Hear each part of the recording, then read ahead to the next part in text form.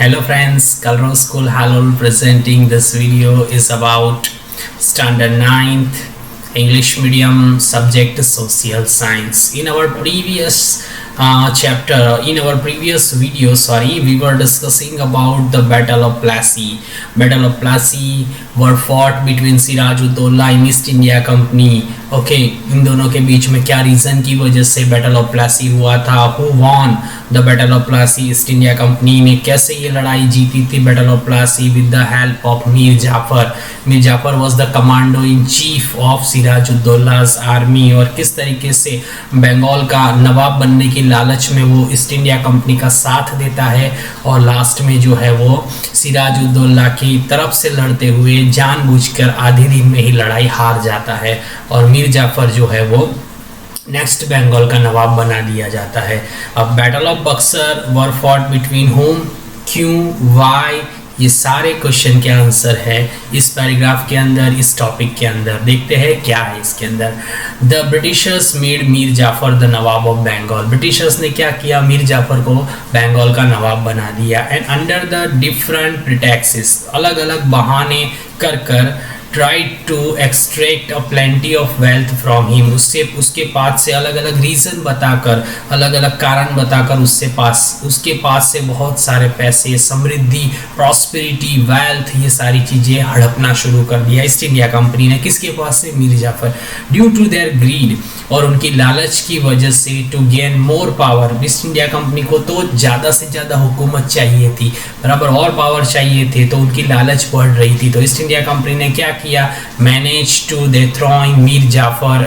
मीर जाफर को अपने पद से हटा दिया, पोस्ट से हटा दिया, क्योंकि उनको और ज़्यादा पावर अपने हाथ में चाहिए थे. और उसकी जगह पे उसका जो जमाई था मीर कासिम को क्या बना दिया? बंगाल का नवाब बना दिया. And made Mir Qasim the nawab of Bengal.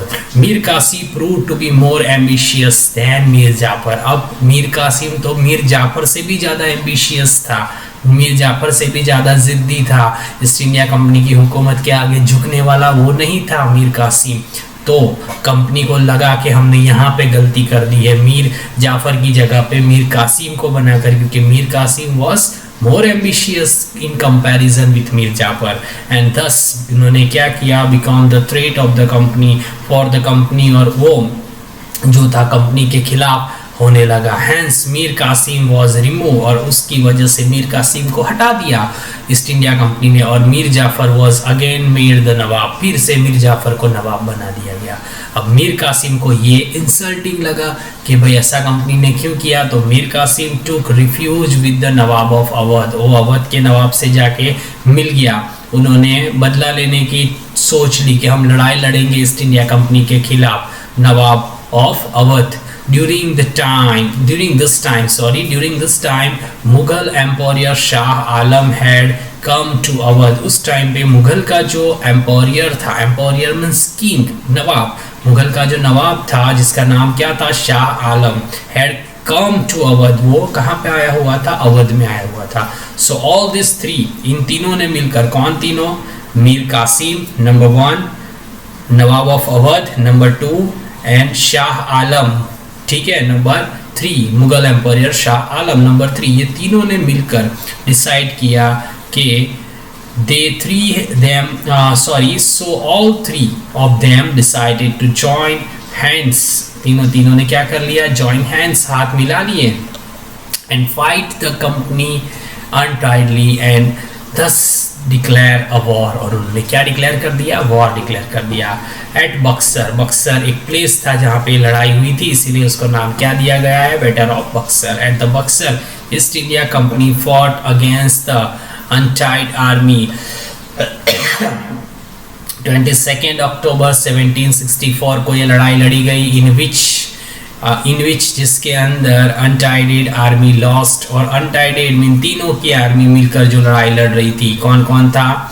बराबर है, ये तीनों थे, जिसका एक का नाम था मीर कासिम, दूसरा था नवाब ऑफ अवध, और तीसरा था मुगल एम्पायर शाह आलम. तीनों की अनटाइड आर्मी जो थी वो ये बैटल ऑफ बक्सर हार जाती है. Thus the company got the diwani rights. और कंपनी को diwani rights mean right to collect revenue collect करने के राइट्स किस फाइट के बाद मिल जाते हैं, वो और ज़्यादा पावरफुल और ज़्यादा शक्तिशाली ईस्ट इंडिया कंपनी बन जाती है बंगाल, बिहार और उड़ीसा के अंदर ये राइट्स मिलने के बाद।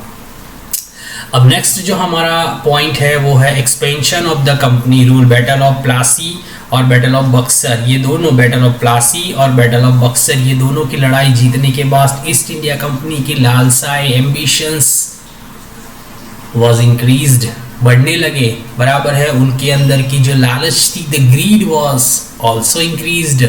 तो ये सब रीज़न थे कि उनको क्या करना था, इंडिया के ऊपर अपनी हुकूमत जमानी थी। Expansion of the company rule, उन्होंने अपने रूल जो थे, बराबर है, वो एक्सपेंड किए, मतलब कि बढ़ाने शुरू कर दिए। The English government pass regulating act, अब ध्यान से समझना, रेगुलेटिंग एक्ट क्या था, तो क्यों उसके यहाँ पे हमारे यहाँ पे लाया गया था, अब कहाँ पे लाया गया था, क्यों लाया गया था, ये सारे आंसर यहाँ पे आपको मिलेंगे। तो the English government pass a regulating act, regulating act उन्होंने कब पास किया था, 1773 के अंदर। Whatever the date, whatever the year, I told you, मैंने जो भी कहा है आपको, बराबर है, वो सारा you have to pointed out on that particular line, or else you can write down that year in your notebook with the events or incident। ठीक है, एग्जाम के अंदर इसी के अंदर से match it, fill-ups, one word answer, ये सारी चीजें आती है। तो you all of you must noted down this things. England की जो गवर्नमेंट थी, उन्होंने एक रेगुलेटिंग एक्ट 1773 के अंदर पास करता है, अकॉर्डिंग टू विच, जिसके अंदर क्या था, the governor of Bengal was made the governor general. जो बंगाल का जो गवर्नर था उसको गवर्नर जनरल बना दिया गया। And all the trade and political activity of the company were brought under the direct control, और उसके कंट्रोल के अंदर जितनी भी बिजनेस है और पॉलिटिकल एक्टिविटी है वो सारी उसके कंट्रोल में रख दी गई। किसके कंट्रोल में, गवर्नर ऑफ बंगाल के। जो पूरा गवर्नर जो था वो जनरल गवर्नर बना दिया गया। Mumbai, Madras governor and his council were brought under he, Mumbai और मद्रास के जितने भी गवर्नर थे दोनों के, उनका जो काउंसिल था वो उसके अंडर में रहने वाला था। Thus Warren Hasting become the first governor general. अब गवर्नर जनरल बनाने के पीछे उनका क्या रीज़न था कि उनके हाथ में हुकूमत आ जाए, उनके हाथ में सत्ता, पावर आ जाए। They got the power, they want the power, इसलिए उन्होंने वॉरेन हेस्टिंग को, ये नाम याद रखना, Warren Hasting become the first governor general of India.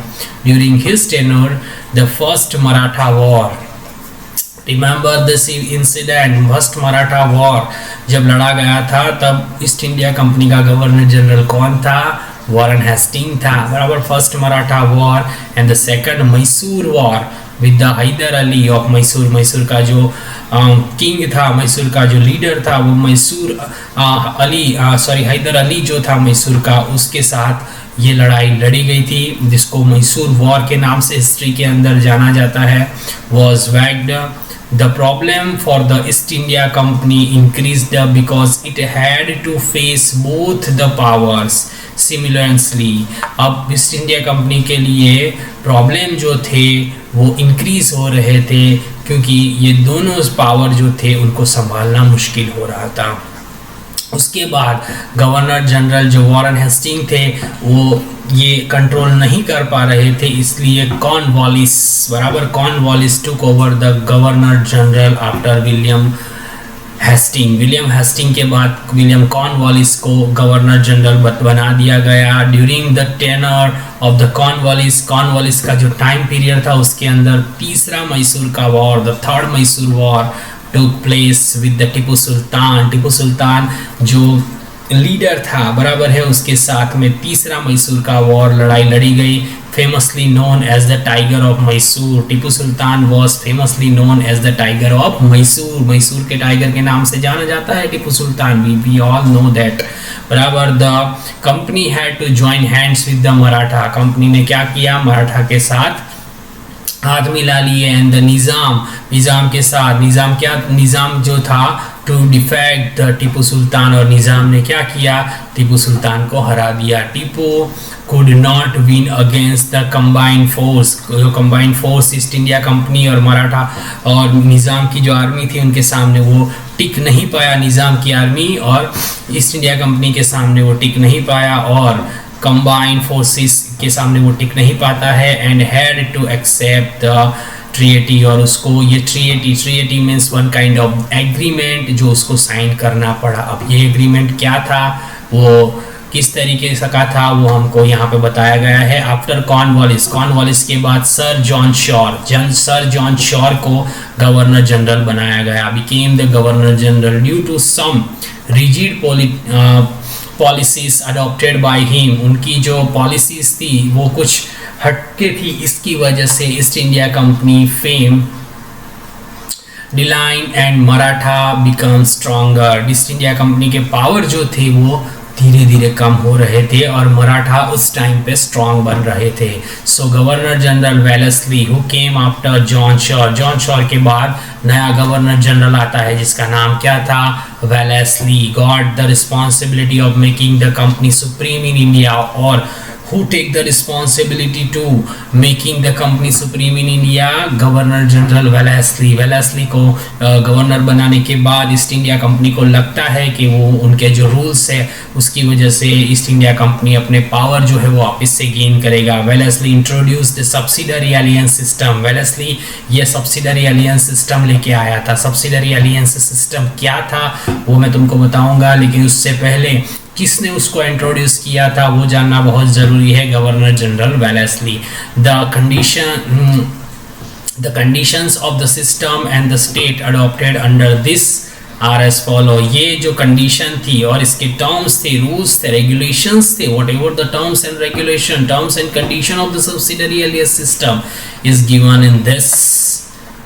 in this table only। देखो नंबर 1 क्या था, the army trained by the East India Company government will be provided to the state that accept the system। जो army train की गई है east India company के through बराबर government को उसको मानना ही पड़ेगा, ये सिस्टम को मानना ही पड़ेगा। इन रिटर्न बदले के अंदर the state accepting the system will provide for the army और give away provisions with the equipment income to the British. और रिटर्न में बदले के अंदर ईस्ट इंडिया कंपनी जो थी, स्टेट जो था, जो भी राज्य था उसको एक्सेप्ट करना पड़ेगा ये सिस्टम को, और ये सारी चीज़ें जो थी वो आर्मी को प्रोवाइड करेगी विद द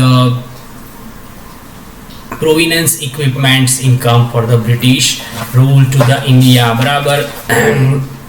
इसके बदले में उसकी जितनी भी मतलब पॉइंट नंबर 2 के अंदर क्या कहना चाह रहे हैं, इन रिटर्न इसके बदले में the state accepting the system will provide the for the army. उसके बदले के अंदर जितनी भी योजनाएं उनको स्वीकार करनी पड़ेगी। राजा लोगों ने जितने भी खर्च किए हुए थे बराबर है, और जितने भी उनकी इनकम थी, ये सारी इनकम वाले जितने भी स्टेट थे वो सब उनको अंग्रेज़ों को, ब्रिटिश ईस्ट इंडिया कंपनी को देने पड़ेंगे। Without the permission of the company की परमिशन के बगैर the state will not wage war sign treaty with the other state. जो कोई भी स्टेट जो है ना तो युद्ध कर पाएगा, ना लड़ाई कर पाएगा, ना ट्रीएटी कर पाएगा, दूसरों के साथ कुछ भी कर नहीं पाएगा। उनके लिए उनको कंपनी की परमिशन लेनी पड़ेगी। There will be one English representative in the state assembly, और हर एक स्टेट असेंबली के अंदर एक इंग्लिश रिप्रेजेंटेटिव कंपलसरी रहेगा।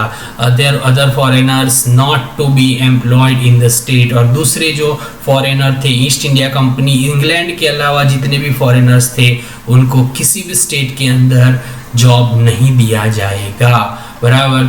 ये को एडॉप्ट द स्टेट जो रूलर थे उसको वो accepted the subsidiary alliance system. किन लोगों ने सब्सिडरी अलायंस सिस्टम को एक्सेप्ट किया था, तो निज़ाम, मैसूर, अवध, गायकवाड़, सिंधिया, उसके बाद था भोसले और था होलकर। इन सब लोगों ने सब्सिडरी अलायंस सिस्टम को क्या किया था, अडॉप्ट किया था, अपनाया हुआ था। कौन कौन से स्टेट ने करा हुआ था वो सब यहाँ पे बताया गया था। तो ये जो सिस्टम थी उसको अडॉप्ट करने के लिए वेलेस्ली इंट्रोड्यूस किया हुआ था क्या क्या उसके अंदर पॉइंट्स रखे हुए थे वो सब हमने देखे। कितने फेयर थे वो तो हमको पता है, क्योंकि इंडिया के फेवर में तो एक भी नहीं था। सारी जो चीज़ें थी वो ईस्ट इंडिया कंपनी अपने फेवर में लेके गई थी, बराबर है। चाहे कंपनी जो है उसको गवर्नमेंट मतलब जो ट्रेनिंग देता है वो उसकी जो आर्मी होती है उसको कंपलसरी उसको एक्सेप्ट करना ही पड़ेगा, और वो आर्मी के थ्रू दिए गए सोल्जर को ही वो सोल्जर एक्सेप्ट कर पाएंगे। और वो ट्रेनिंग कौन देगा? कंपनी देगा। और वो सारे अटैक से वही आर्मी और वही सोल्जर उसको क्या कर पाएंगे? सेव कर पाएंगे। ये सारी जो अनफेयर पॉलिसी थी उसको इंट्रोड्यूस किया था, क्योंकि वो सारे जो लोग राजा थे उनको फंसाना चाहता था, अपने अंडर में करना चाहता था। और ईस्ट इंडिया कंपनी की जो पॉलिसी थी, ईस्ट इंडिया कंपनी की जो पॉलिसी थी कि ज़्यादा स्ट्रांग बनना, ज़्यादा पावरफुल बनना, उसको वो मानना चाहता था। तो ये सारी चीज़ें थी। यहाँ पे आप पिक्चर के अंदर देख सकते हैं वेलेस्ली ने सब्सिडरी एलियंस सिस्टम के थ्रू किस तरीके से ये सारे राजाओं को अपनी गिरफ्त में ले लिया था, और फिर आगे क्या हुआ उसके बारे में we will discuss in our next video. यहाँ तक आप होप आपको यहाँ तक वीडियो समझ में आया होगा, एक्सप्लेनेशन समझ में आया होगा, क्या है इसके अंदर आपको ये समझ में आया होगा। In our next video we will discuss further about this lesson. ठीक है।